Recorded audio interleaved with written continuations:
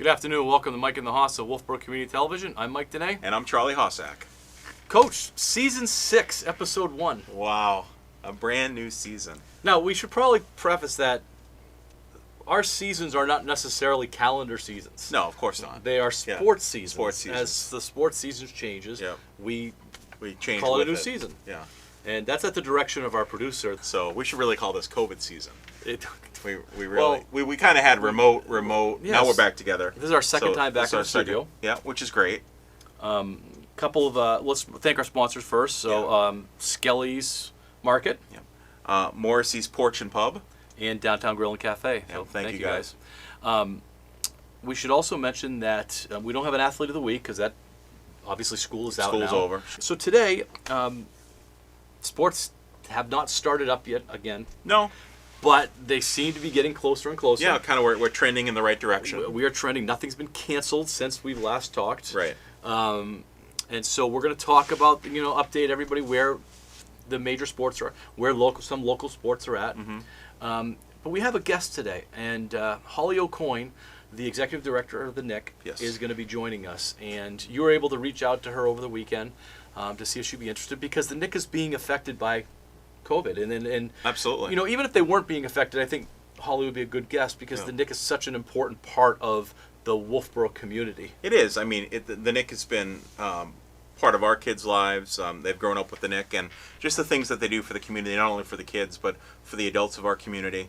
And it's a great time, I think, for us to speak with Holly, because the Nick hasn't shut down. Where school athletic fields have shut down, the Nick has been open, continues to be open. They have a COVID plan that they have put in place, and they are encouraging people to come and to enjoy the Nick, obviously with social distancing and being safe, but allowing people to get outside, and whether it's walking or throwing a ball around or bringing your dog there. It's just a great opportunity for people in the community to get out and enjoy fresh air. And we've brought our kids over there to have informal practices, quote unquote practices, but informal, not necessarily organized. And the Nick has been busy. Yeah. I mean, we were all actually fighting for space one time. We were. Yeah, which is great. It's great to see people out there utilizing it. So, interesting thing before we bring Holly on, though, I just wanted to mention this to you. We've talked a little, so let's let it out of the bag, the cat out of the bag.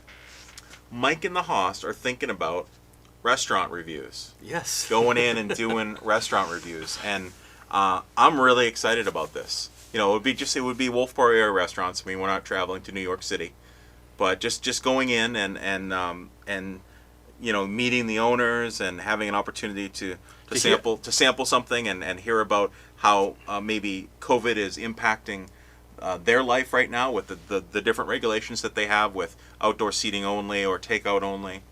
I'm interested in the stories of the restaurants. Yeah. How, because there's so many of them that have backdrops as far as stories go, and they just weren't plopped there. There's, it was a process, whether it was in the family or an idea or something like that, or somebody traveled. Yeah. And so I am really interested in that. So if you are watching and you have a restaurant that you would like Mike and the Hoss to review, we'd love to come. We'd love to reach out, by. and we will be there. Yeah. Good times. All right. So why don't we bring on Holly? Sounds good. All right, Mike. Well, we have the opportunity here to be joined by Holly Williams O'Coin, who is the executive director of the Nick. Welcome, Holly. Welcome, Holly. Thank you for having me. So, Holly, we know that we've been talking a lot on our show over the spring about the impact of COVID and on local athletics and local facilities, as both Charlie and I are teachers. And one of the things that has come to light is the impact on the Nick. In your programming and so on. Can you share a little bit of how COVID has impacted that? Absolutely, yeah. So we didn't really know what to expect, and as the spring months unfolded and we got excited to open, obviously we were disappointed, like many of the athletes, to not see a spring season take place. So that was very sad. That made us sad. But since then, we've seen a lot of other use at the park. Believe it or not, you go out there, you see tons of people every single day, handfuls of people at any given time. So even though we're not seeing the sports teams out there, we are seeing lots of use, including individual athletes who are going out there with their families and playing sports with their families, whether it's a pickup game of soccer or just batting practice on the field. So even though it's not an organized sport, and kids aren't out there, scoring goals and winning games. They are out there with their families. So I think that's one of the silver linings is that people are still using it to stay active, to visit with families and also visit with their friends and be able to social distance, as well as just, use that space for, creative ways. So I think it is still bringing a lot of people together safely, but it's not quite what we're used to seeing, which is, I know it's hard for us all, but we're trying to look at the positive spin on it, and we're grateful for that use, and we absolutely look forward to having organized sports back when they're able to come. Definitely, and we're grateful too. I mean, Mike and I and our kids have been using the Nick, so we really do appreciate it, and especially since the school athletic fields have been shut down, it's just a great opportunity for kids to get together, obviously socially distance, and still continue to have some time together and play some sports. Before, I know we jumped right into the COVID stuff, Holly, and I appreciate that. I just was hoping that you could talk a little bit about the Nick. Maybe our viewers aren't familiar with the Nick or the history of the Nick, and I know that there are some grandparents of some kids that talked about, oh my gosh, I remember when it used to be part of the Allen Resort, and we used to ride horses over there. So if you could just talk a little bit about the Nick to kind of educate our viewers. Yeah, so it's pretty cool history. About 20 years ago now, Wolfeboro needed some more ball fields. It kept going to the town, and unfortunately, it kept getting shot down like many big projects do. So over time, more and more people started realizing that there was a need that wasn't being met. So they formed the Wolfeboro Area Recreation Association, which is for lack of better words, our nonprofit umbrella. And created this space. We did have a lot of land over on Filter Bed Road, but it was too ledgy to build ball fields on. So John and Joe Pernokis, who had recently lost their son at the age of 32 from brain cancer, reached out to us and said, we'd like to purchase and donate the Albee Sand Pit in honor and memory of our son. And Nicholas J. Pernokis, and so our organization gladly accepted that donation and realized there was a lot more space than just for ball fields. So we did a feasibility study to see what other needs there were out in the community. One of our big goals as our organization is to fulfill needs and make sure there's not kids just hanging out that want to be active but can't be. As well as adults too, where we focus on serving both children and adults. And so, we found out that Abenaki League Lacrosse and Calrican Baseball and some of the other soccer programs were using, the high school fields in Brewster Academy, but they weren't able to get on those fields until the high school teams were done practicing, which meant that they weren't getting on until dusk, so their practices were cut short. Games were often unable to be scheduled just because they didn't have the field time. So we decided it would be smart to build some athletic fields, and then we worked with the high school because they didn't have a track, and we were able to partner with them and build a great track, nice professional track for them to utilize. So great partnerships throughout our community with the Nick, and we think right now that we're meeting a lot of needs that weren't being met about 20 years ago. We're very proud of that. The Nick board of directors decided that it would be appropriate to see if John and Joe Pernokis would allow us to name the park after their son Nicholas, and they said sure. So that's where the name the Nick came from. And we opened, our first season was in 2006. We had a couple soccer games that fall, and in 2007 the track went in, the playground, and we opened for full use and have only seen increased use since. We're really proud to be able to serve our community. A lot of people think of the Nick and think it's just for kids, but we want people to know it's for everyone. All the time, we see a lot of people out there utilizing the track for training, just exercise. The dog park is used all the time from people of all ages. We have the walking path, and just a lot of people come out there to use the field for picnics. And we recently put in an area in memory of Anne Hunt, a nice patio out back behind the pavilion that a lot of people are utilizing for baby showers or just afternoon, chats with friends. So it's really nice to see that space used by everyone in the community. We're proud to be able to serve people. That's awesome. Charlie, I know you're the same because our kids have basically grown up with the Nick. Right. I didn't know that little factoid that it was originally just going to be baseball fields. Yep. And you think about the Nick now, it's so much more than baseball fields. So much more. Yeah. Which is it's a huge part of our community at this point, and I think it goes without saying that the Nick needs support. Yes. So you want to talk about a little bit of the support that I know you do a lot of things, Holly, with the Nick Fest and some reaching out for donations and so on. Where that's at and the fundraising is. Sure thing. So the Nick costs about $280,000 every year to maintain. That includes insurance, salaries, seed, sod, water, all of our equipment. We have 2 tractors, several mowers. So, I think sometimes people look at that number and say, wow, that's really high. But if you stop and look at what goes into it and the insurance, the liability with all the sports teams out there, it does add up pretty quickly. So we do run a tight budget, and we have a small team of 3 people working. So, we make sure we keep our budget down, but our budget is met every year through donations of businesses and individuals, as well as grants that we get from foundations. But we do collect money from the leagues that use our facility, although we subsidize the majority of the youth leagues using our facility. We actually subsidize every single user that uses the Nick. But that helps us cover our budget, as well as our sign program. If you're at the Nick, you'll see over 85 local businesses participate in that, which brings in about $30,000 a year. We also have several events that help us meet our budget, and then we have individual donors who step up every year and help us fill that gap so we can reach our budget and continue serving the Nick. As you can imagine, with everything going on, we've had to cancel some of our events this year. So we're having to be creative a little bit with our fundraising efforts. You might see the signs around town, the spread love, not germs, this is tough, but so are you. If you can't see the sunshine, be the sunshine signs. So that's something that we did more so to create a positive vibe in our community and to bring people together and connect people at a time where we couldn't physically do a good job in fulfilling that goal. But also we raised a lot of money for the Nick, as well as shared it with other nonprofits. All the proceeds collected from these signs we've shared with the Lakes Region Humane Society and 68 Hours of Hunger and the Wolfeboro Food Pantry. Kind of a little side note behind this whole initiative is just kind of a paying it forward type thing. In this time, with everything being so kind of, gray, we were looking for a way to brighten things up a little bit, but we also wanted to make sure that we were paying it forward to other people and just doing a kind deed because we think people need that right now.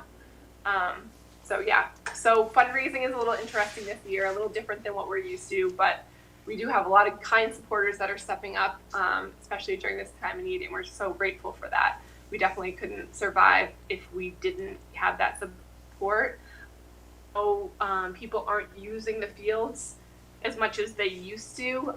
When you mean organized sports, our expenses don't change too much because if we don't maintain that space, the grass will go bad, and it costs us twice as much to bring that grass back to life. So all the support we're getting right now is so important so that we can keep the fields play ready for when sports are able to return. Yes. Looking ahead, things are going to get better. that's what I just keep saying to myself. So what the future of the Nick? What are some future plans that you guys are talking about, or on a wish list, or things that what you would like to see, how you would like to see the Nick evolve? Yeah, that's a great question. So something that is important to me and to our organization is just making sure that we're, like I said before, continuing to fulfill needs. We recently, the last 5 years, added the dog parks to our facility. As you can see, we put a patio on the back side of the building. We recently added a sandbox and a couple extra swing sets. So we're slowly trying to just listen to the community and see what needs are out there, what people want. We did a lot of our big projects in the last couple of years with adding the dugouts in and a dog park. But I know for Cal Ripken, actually, we're going to be working with them to put in a batting cage where it used to be, kind of upgrade that a little bit. So Alex Hunt, our board president, is going to donate the materials and help get that in. So that's one small thing we're going to do. We did resurface all the fields over the last year and a half, which was a big thing for us. So I think this year we're kind of taking a backseat with projects because of everything going on. But we had hoped to actually build a office space at the Nick. That was something that was on my list this year to fundraise for and break ground in by the summer. But unfortunately, right now that's kind of taken a backseat. But I don't know if most people know this, but my office, the Nick office, is actually not at the Nick, which it would be really great to have at the Nick. Right now we're downtown in the Durgan Stable building, which is really nice to be downtown, but it would be nice to be able to be there on a daily basis to kind of say hi to people and check in and make sure that we're able to oversee the park there. It's kind of difficult at times to do that. So I know that project's going to be somewhere between 100,000 and 150, depending on yeah, because we're going to go above the concession stand, so we're going to have to do a couple dormers so we can like see out from the office. But once we have that space there, we can have meetings. We can have maybe even leagues use that space too if they had to have a meeting or something like that. Or if it was a like cold, windy day, we could maybe have some space there for people. So that's something we'd like to do. It's not so much for the users, but more so much to like help our organization run better, just to kind of have more presence at the park. Or if there was an emergency, say there was an emergency and there was only one other person at the park, like I would be there to kind of help. Right. There's multiple reasons, but I feel selfish saying like, we want to build an office space there because it really doesn't add much for the users besides that there's someone there if you lose your money in the vending machine. But for us, it would be really nice to have that space there. And I don't know, basically whatever people ask for, we always try to get. Okay, well, I'm going to ask for something right now. I've been thinking about this. Okay. I think we should all partner, and we could have the Nick Community Swimming Pool. How about that? Yeah. I'm sure that would cost probably $1 million, but Are we gonna put the swimming pool? I don't know. We'll cut down on the parking lot. Flat pools, then that'd be fun. Yeah, it sure would be. So, Holly, we're going to get going. Thank you for coming on and sharing the story of the Nick. Absolutely. We wanted to give you the opportunity because we know the Nick has been struggling a little bit with COVID, and hopefully make some people aware out there that donations are being accepted at the Nick, and that the sports teams not happening is not just impacting those sports teams and those kids. They're impacting. There's a domino effect that's happening, and the Nick is part of that domino effect. So thank you for coming on. Yeah, really appreciate it, Holly. We love the Nick. We love what you do. We love your board, and we thank you for just being an important part of our community. And I just want to say one thing I'd love for you guys to include.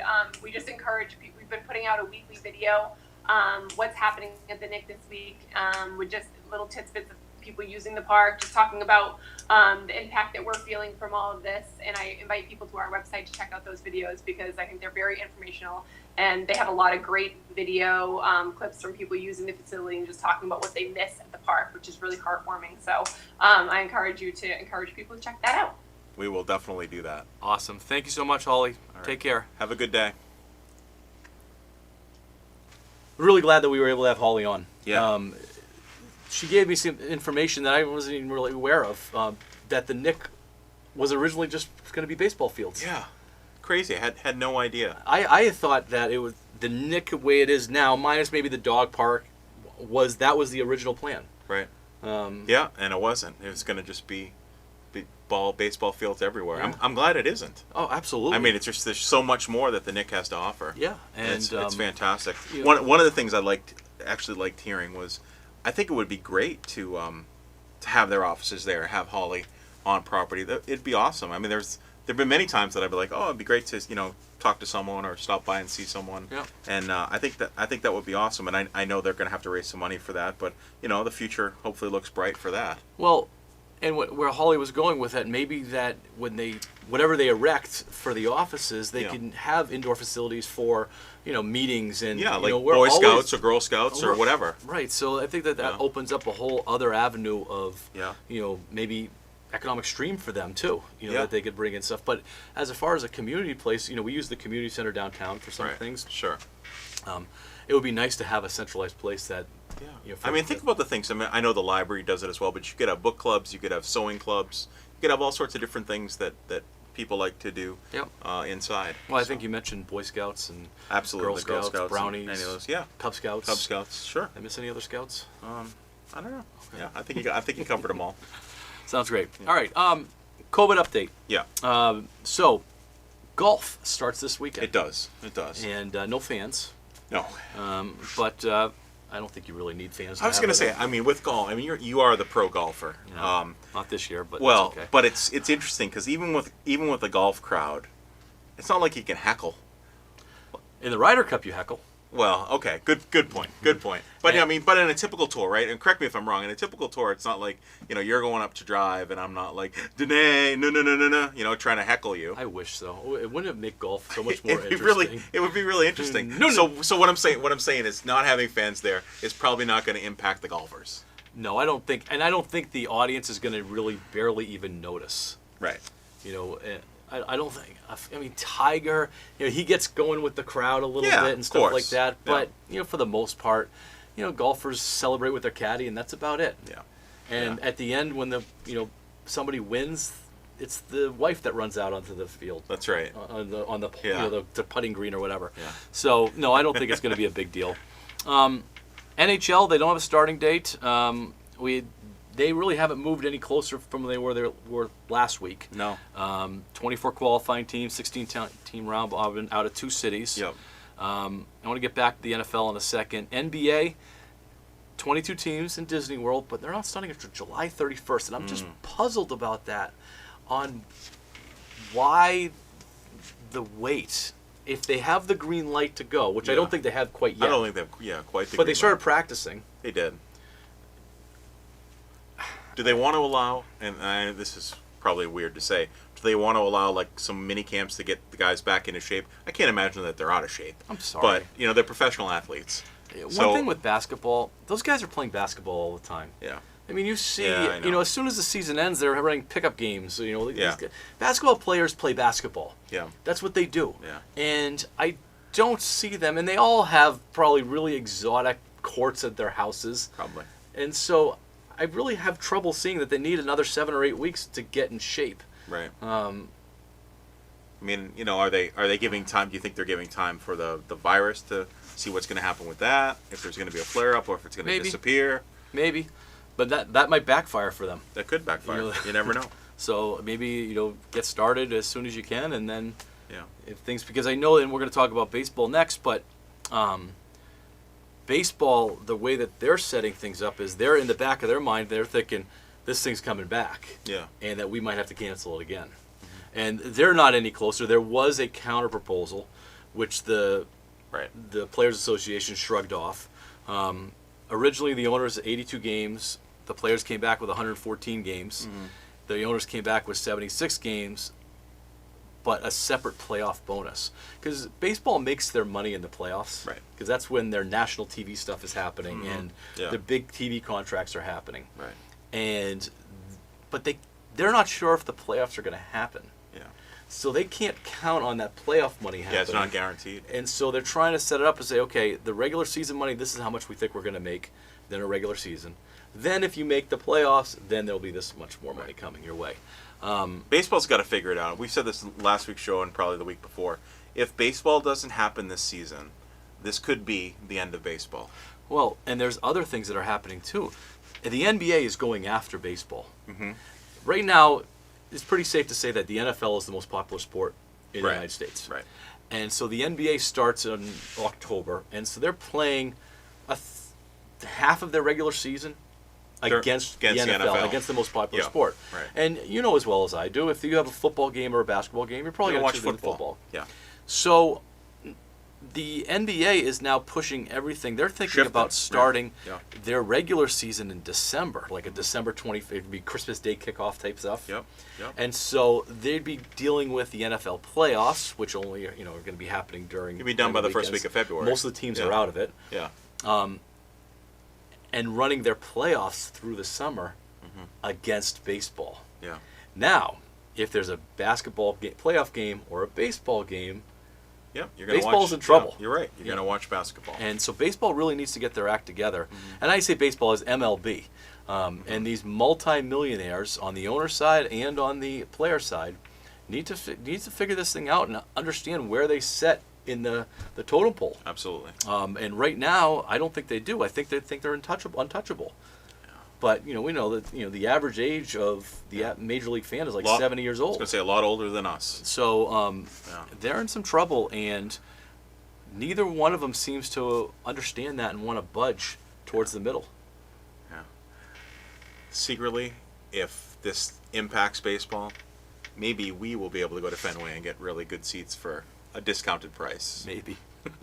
Maybe. I don't know, but it's sad because, as you know, I know you do as well. We love baseball, and we certainly don't want Major League Baseball to die.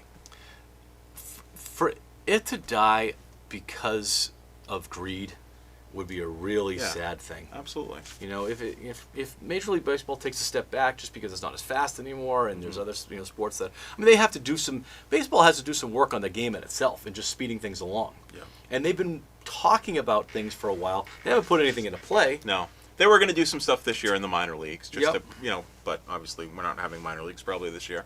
No, minor So- leagues are pretty much done, and then there's another thing that the ownerships of these teams, and I don't know if we talked about this last week, but they canceled their minor league teams and they stopped paying them. Right. Yeah, we did talk We about it. And mentioned that. some of the athletes are stepping up and paying these minor league guys, but it's Well, crazy. it's small potatoes. It costs about $1 million in salary for a minor league organization. Yeah. Not a team, a minor league organization to be paid Make sure throughout the people year. are paid through. Yeah. And you get the David Prices or Chris Sales and these big, Mike Trout's $37 million a year. Right. It costs $1 million for the whole organization. And we had talked a little bit about David Price because we were so hard on him when he was a Red Sox. We'll always be hard on him. That he stepped up and Yep. and funded the minor league players for the Dodgers. Good for him, but Yeah. he's still a jerk. Yes, he is. Okay. Well, as long as we establish that, keep establishing that's that. true. NFL, the NFL really is in a sweet spot right now as far as their timing versus COVID. Because they haven't missed any. They've missed their training camps so Yeah. far, their mini camps and the things Yeah, that the they OTAs, all those. So, do. So those things are not happening, but but the players are doing them on their own anyway. yeah. We've heard about Patriots-wise, we've heard about Julian Edelman with Stidham and working out. It makes me happy. Yeah, which It is makes great. me happy that Edelman is supporting Stidham. Yeah, yeah. Obviously we know this, but Edelman is probably as competitive as anybody. Yeah. He wants to win and he wants to prove that we can do this. Are you surprised that he's still a Patriot? That he's not a little? in Tampa? I'm a little surprised. I don't know. I don't really know the way that he could have gotten to Tampa. I don't think there was a way this year. Well, we've seen professional athletes pout their way out of town many times. I know. And he's not done that No. in any way, shape, or form. He's gone all in with Stidham and Belichick and the Patriots. Yeah. And saying that we're not done. Yeah. The same thing with the McCourty twins and all these other Right. guys. And I understand the defense is separate, but Edelman was a Brady honk for a long time. Yeah. And he's... I'm admiring him he's a little bought bit. in. I'm admiring him a little bit on this one. I really thought he was going to do something like what Gronk did. Cash it in and retire and then get picked And then up. sign again, that kind of stuff. I hear you. NFL's in kind of a sweet spot, and we're not going to debate, and people know that you and I don't necessarily see eye to eye in all things political, Yes. which makes it an interesting friendship. It's a nice friendship. Yeah. It's good. Actually, you know what? Dare I say it might be a model friendship? Maybe. It's the way you wish the rest of the world could be. Absolutely. Where you don't agree on things, you might debate things, but you know what? We still hang out, we still text each other, we still talk. Yeah. We still do Mike and the Hoss, the show. And maybe the Mike and the Haas food critics too. Oh my gosh. We may agree on that though. So, all right. So anyway, the NFL three years ago got in had a really difficult time with the Colin Kaepernick stuff. Yes. And really kind of drew a line down the middle. Mm-hmm. And whether you supported what Colin Kaepernick was doing or whether you didn't. And it became the Black Lives Matter, the BLM movement. Right. And we don't have to get into all the details as far as the Sure. BLM. I'm sure people have been watching the news enough. Yeah. Drew Brees, one of the spokesmen for the NFL, Mm-hmm. basically took one side. Mm-hmm.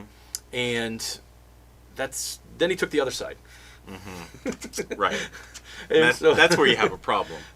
You know. And so the NFL has a predicament. I put it on our notes here. Yeah. They have a little bit of a predicament on which direction they're going to go on this. Right. They're going to need to appease their masses, Yeah. but they're also going to need to be aware of their fan base. Right. And the NFL is not, just one fan base. They cover a lot of different They do. aspects of it. Yeah. And I think the NFL has some work to do. Roger Goodell came out and He did. Yeah. surprisingly, I thought it was surprising the stance that he took, which was in support of the movement. The majority of the NFL, is obviously supportive of the movement. The President of the United States is not supportive of the movement. Right. Right. So I think it's going to be an interesting summer. And again, we don't have to get into this too much, but I think it's going to be an interesting summer how this plays out. Right. And it's interesting for me because, and we've talked about this, I mean, we both enjoy politics and are political, and obviously everybody has their own viewpoint. But for me, at least when it comes to the NFL, I've read a lot of things like we're boycotting the NFL. We're never going to support that organization. I don't feel that way at all. I like the NFL. I like football. I honestly don't care what the players' political beliefs are. They have a right, obviously, to share their beliefs. But at the same time, what I care about is what happens between the lines. Mm-hmm. And I'm there to watch football. So it's not going to, if I agree or disagree with a sport, I'm not going to stop watching it just because some of the players or the ownership feels one way or the other. I completely agree with you. And, I mean, people don't watch our show based on our political beliefs. No. If we ever start a political show, then, that might, change a little bit. Of course. People tune in for the entertainment of football, baseball, right. and whatnot. And you hope that the NFL doesn't create a political dialogue, during their games, right. and where players are actually, it just needs to be done sensitively. I agree, and I think one of the things that they had done, and if it comes down to the national anthem and whether someone's going to kneel or not kneel or stay in the locker room or come out, from a TV perspective, you don't have to air any of that. You can just completely ignore that, and you could have the commentators doing talking about the game or what's coming up, or you could be on commercial break. If they don't air the national anthem, I'm still going to watch the football game. Oh, me too. Me too. Belichick has been a little bit in this because Yeah. Belichick, back in 2016 wrote a letter supporting Donald Trump, and some of his players were upset about that. Sure. I don't personally care who Bill Belichick supports politically. No.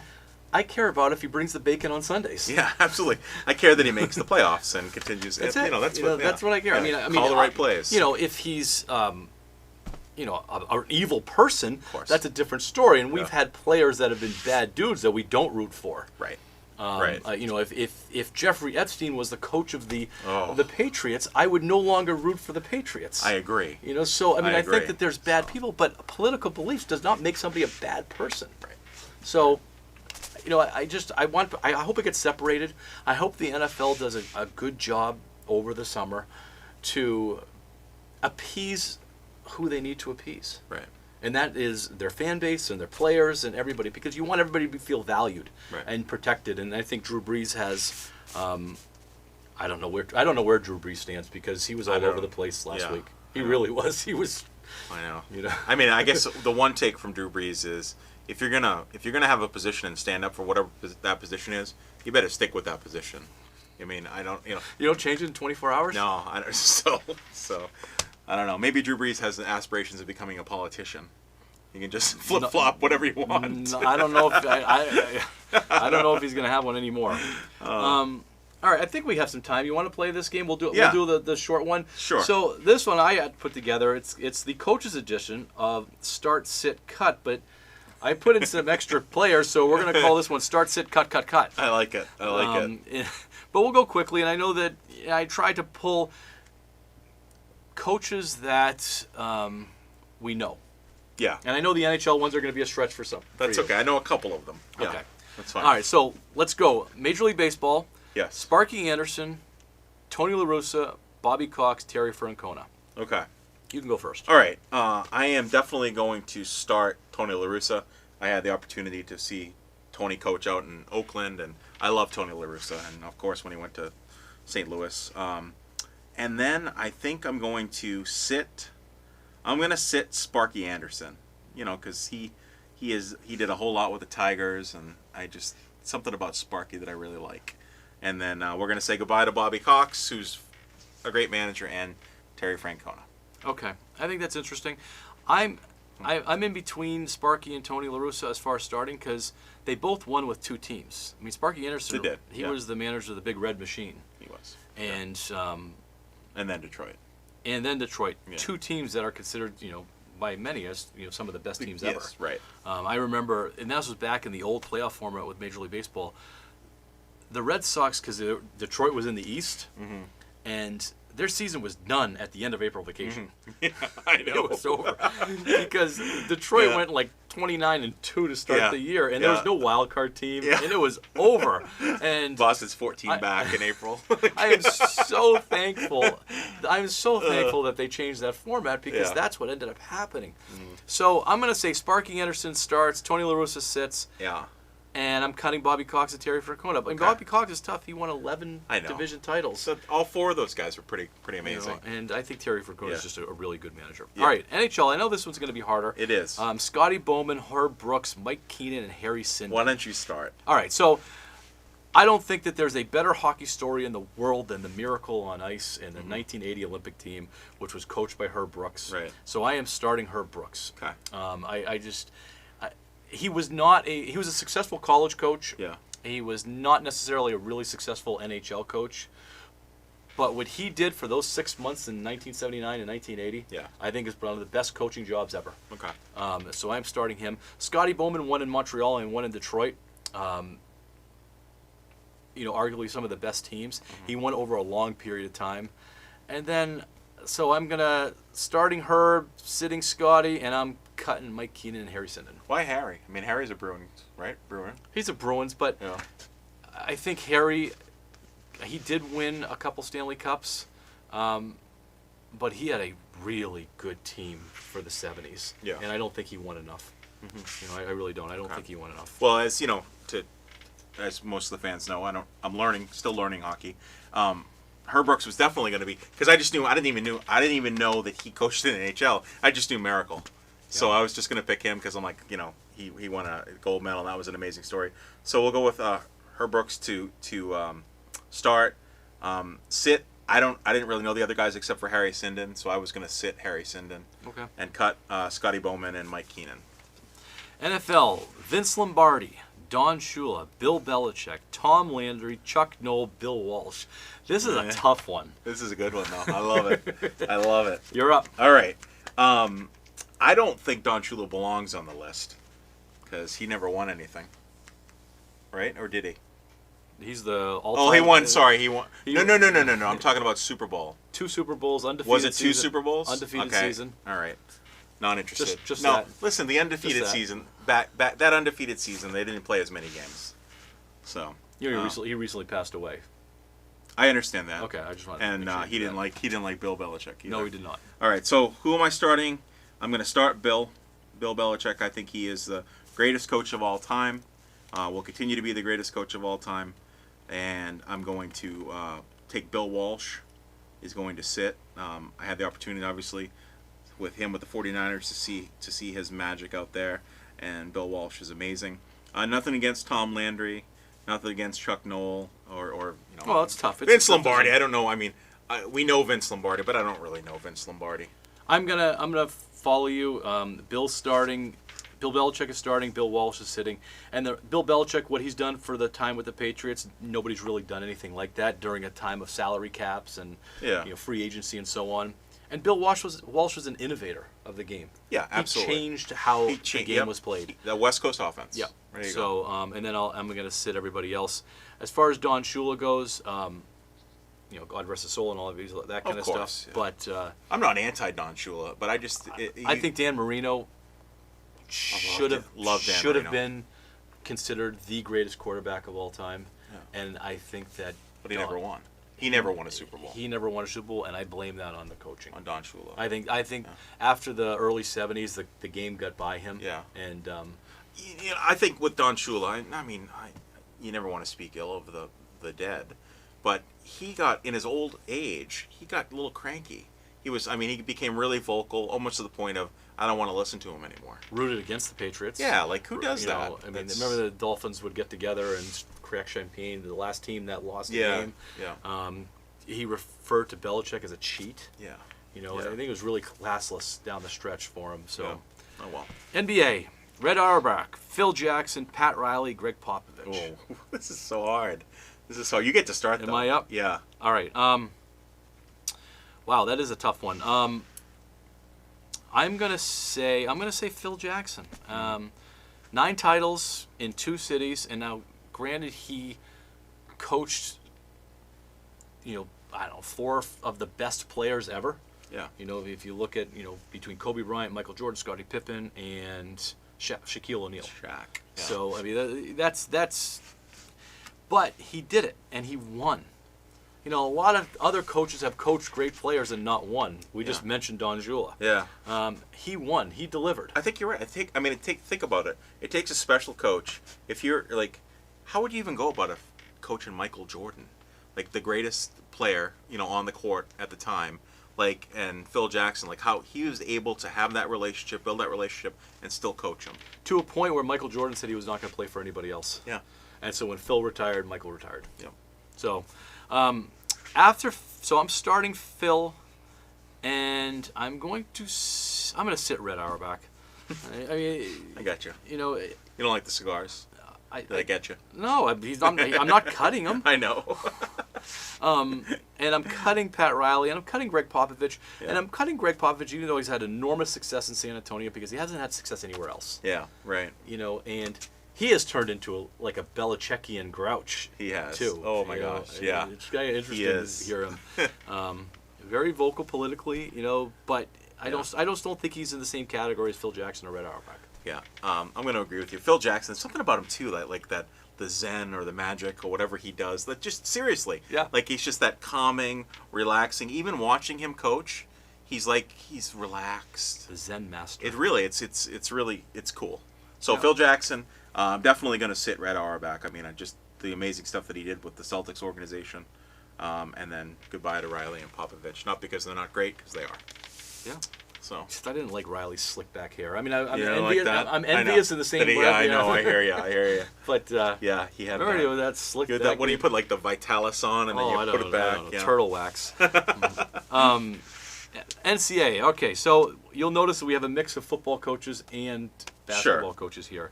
John Wooden, Yep. Dean Smith, Yeah. Bear Bryant, Pat Summitt, Yeah. Mike Krzyzewski, Bobby Knight, Yeah. Gino Auriemma. Okay, and I'm up first. Yes. So I am. Good. I'm going to start. I think John Wooden was amazing, and one of the things the person that really turned me on to John Wooden is someone we both know, Timothy Quinney.